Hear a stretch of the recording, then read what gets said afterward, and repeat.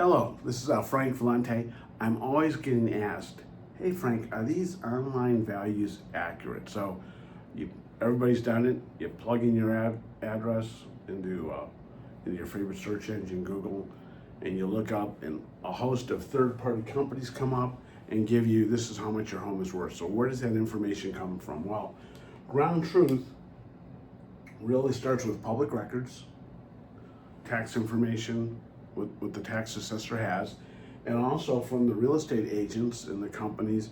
When we take a listing, we put that information into the multiple listing service on homes that are coming on the market, homes that have sold, homes that have gone pending. So this is kind of the ground truth. The multiple listing services, they're collecting data from real estate agents and companies, and they're collecting data from public records. And then what they do is it's called an IDX feed. They sell that data back to real estate agent companies. That's always kind of interesting. We gave them the information and they sell it back to us, but they turn it up and they sell it also to other third-party companies. Companies like, hate saying the name, but Zillow, Redfin, Realtor.com, our own real estate companies like EXP, my own website. I pay for an IDX feed, right?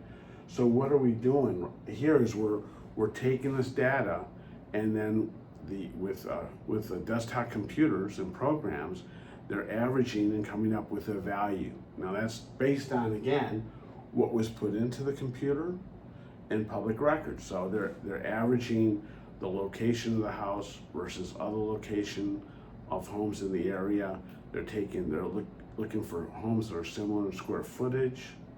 They're looking at homes that are similar in age, so it's just based on data. So when you see these online numbers of what your home is worth, how accurate it is, it's going to depend. And I'll give you another couple examples. So if you're in, say, a gated area, or maybe the best example in our area is like the Sun City communities, where they have very specific models. And the models are very, very similar. There's the Rosa model or the Frank model or the Jim model. Those models are very similar. This IDX feed works very well to come up with a value. But if I'm looking at, say, a property that's out on 10 acres and it's 5,000 square feet, and maybe some of the surrounding properties are on 10 acres or 5 acres or 20 acres, but the square footage could be older homes that were 1,000 square feet built 50 years ago.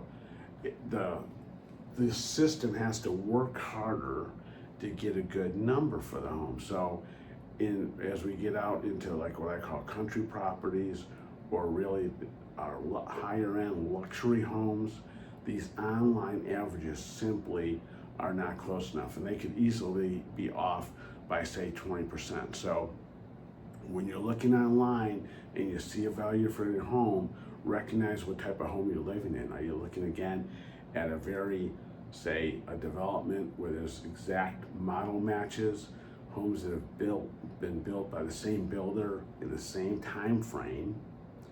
Or are you looking at homes that are at the higher end, our luxury homes, are in the country on large acreages where homes have been built by different people over maybe 50 to 100 years? So that's my answer.